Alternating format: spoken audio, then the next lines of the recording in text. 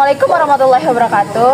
Halo guys, kenalin nama aku Putri Nafiah Salsabila dari kelas 2 Ekonomi Syariah E dan rekan aku Aulia Ningsi. So, kita di sini mau ngapain tebak, teman? Jadi kita di sini itu mau wawancarain narasumber kita yang hits banget guys di Febi. Tebak siapa? Siapa coba? Pasti teman-teman udah pada tahu kan? Iya, bener banget. Narasumber kita adalah Mas Ubedi dari semester 6 ya, teman-teman. Iya, betul, semester 6.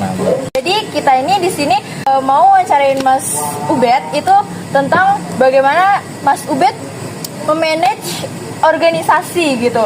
Mas Ubed itu ikut organisasi apa aja sih Mas Ubed? Oke, terima kasih untuk saya sendiri ya. Alhamdulillah semester 6 di Prodi Ekonomi Syariah. Benar. Nah, dari awal hingga akhir, mungkin di sebelum kuliah juga ikut organisasi ya.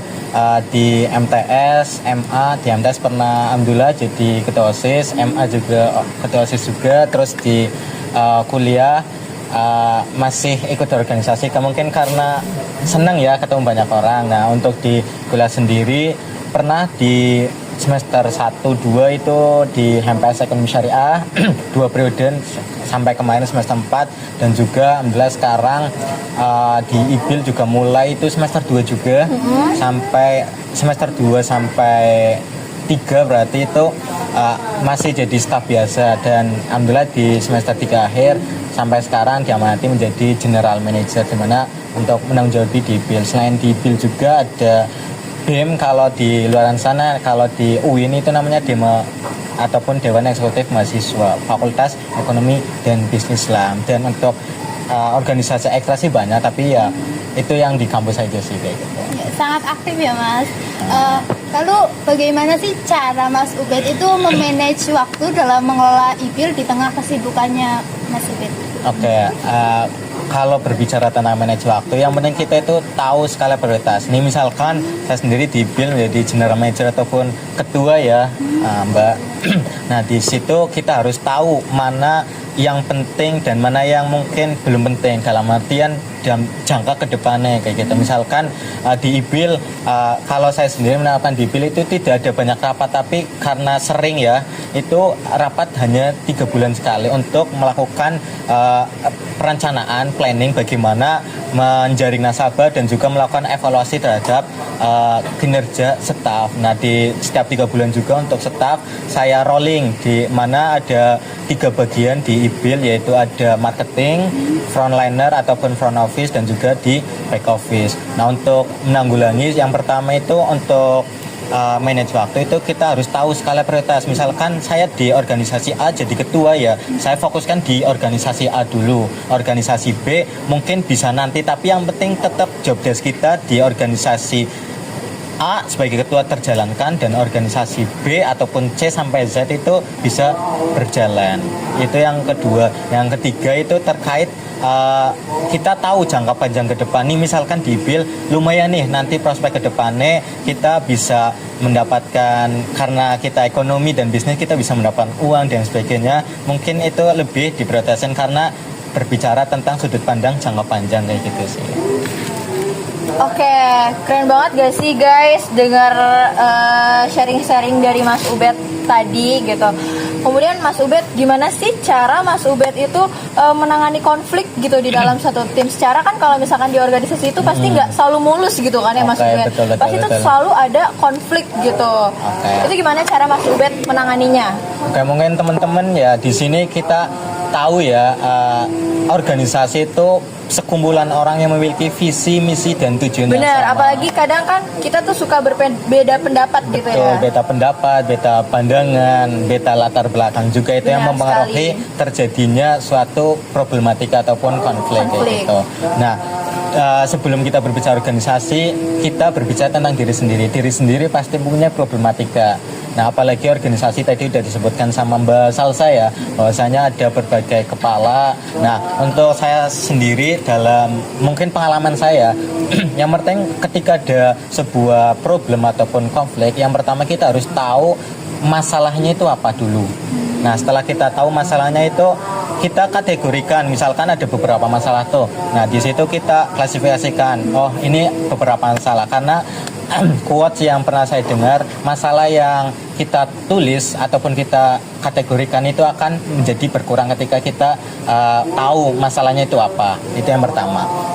Dan setelah kita tahu masalahnya apa, kita harus cari tahu sumber masalahnya itu apa. Misalkan karena organisasi, misalkan di IPIL ya, mungkin karena dia memiliki kesibukan organisasi yang lain, berarti menjadi evaluasi untuk nanti pas perekrutan staf itu memprioritaskan orang-orang yang mungkin tidak memiliki organisasi lain selain di IPIL kayak gitu. Itu yang kedua. Yang ketiga, kita melakukan pendekatan kepada sumber masalah. Misalkan nih kita tahu apa itu masalahnya, sumber masalahnya. Terus kedua, kita tahu orangnya apa, terus kita melakukan pendapatan. Kenapa kamu seperti itu? Nah, kita biar tahu setelah itu baru kita cari yang pertama, yang paling utama itu mencarikan problem solving. Kadang kita sebagai seorang pemimpin atau seorang ketua, kita harus tahu mengenai anggota kita karena tanpa anggota pemimpin ya tidak ada gunanya kayak gitu.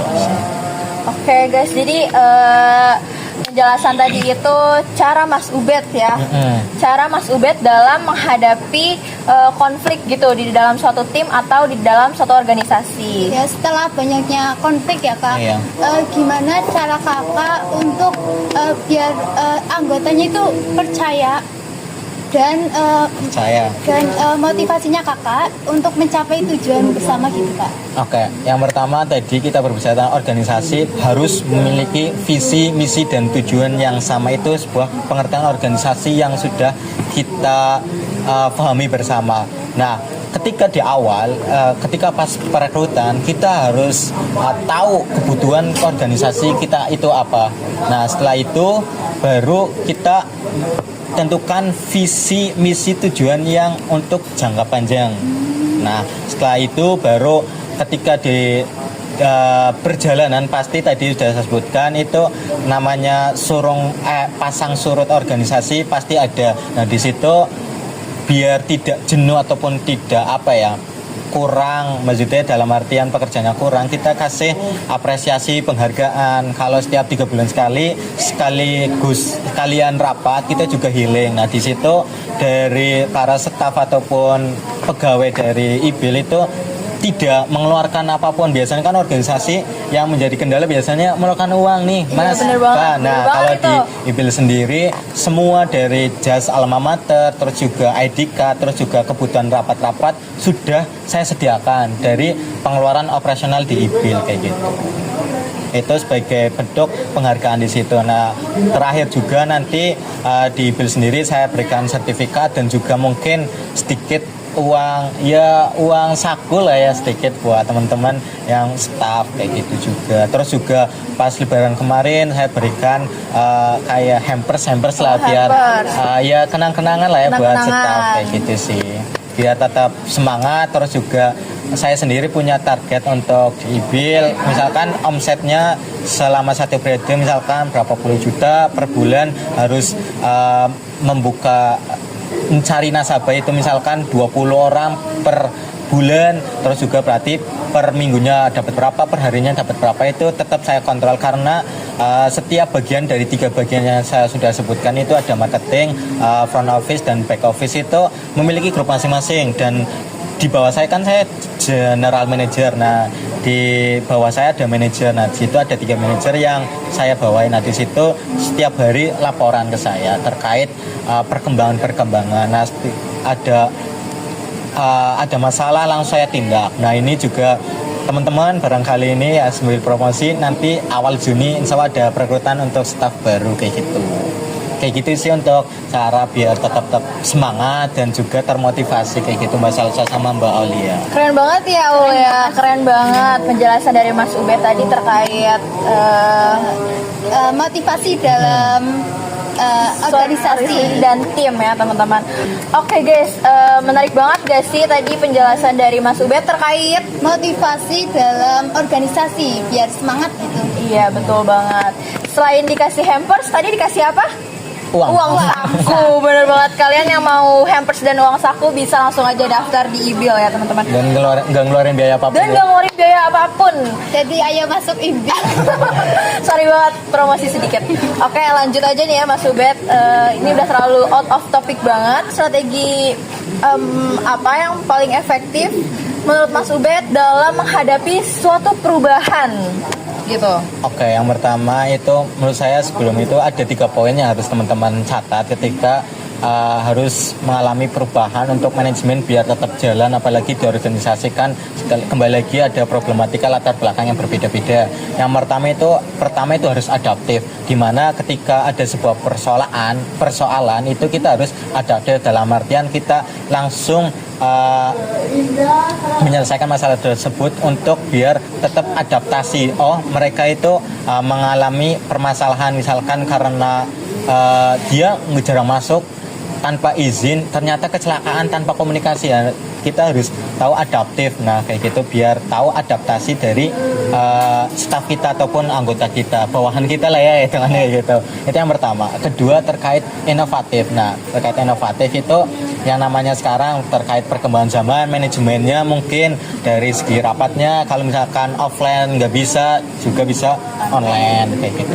Misalkan kita inovasi terus lah kayak gitu. Terus yang terakhir terkait kolaborasi. Nah misalkan ada permasalahan yang kurang mungkin jenuh, kita kolaborasikan misalkan di IBIL kerjasama dengan pihak lain yang untuk mencapai dari target biar manajemennya tetap berjalan kayak gitu sih Mbak Salsa sama Mbak Aul ya. Oke, terima kasih penjelasannya ya Mas Ubed dari pertanyaan awal hingga tadi last pertanyaan atau akhir pertanyaan. Menurut Mbak Aul nih, gimana sih tanggapan Mbak Aul terkait apa yang disampaikan oleh Mas Ubed? Ya, jadi kita harus AIK. Apa itu AIK? AIK adaptif, inovatif, dan kolaboratif di tengah perkembangan zaman yang sekarang ini. Ya, terima kasih kepada Mas Ubed selaku narasumber sudah meluangkan waktu untuk kita berdiskusi. Ya. Mungkin sebelum saya tutup motivasi buat teman-teman ini. Oke. Jangan menyerah sebelum mencoba karena kita masa muda itu harus menghabiskan kuota gagal kita. Itu kuat dari Najwa Shihab yang harus kita pegang.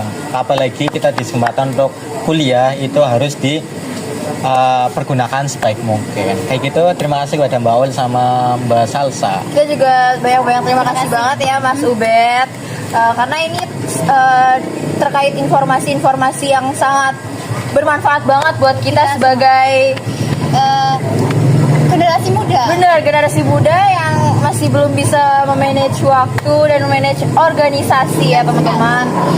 Oke, aku Putri Nafia Asal Sabila. Aku Aulia Ningsih. Kami berdua Pamit undur diri. Wassalamualaikum warahmatullahi wabarakatuh.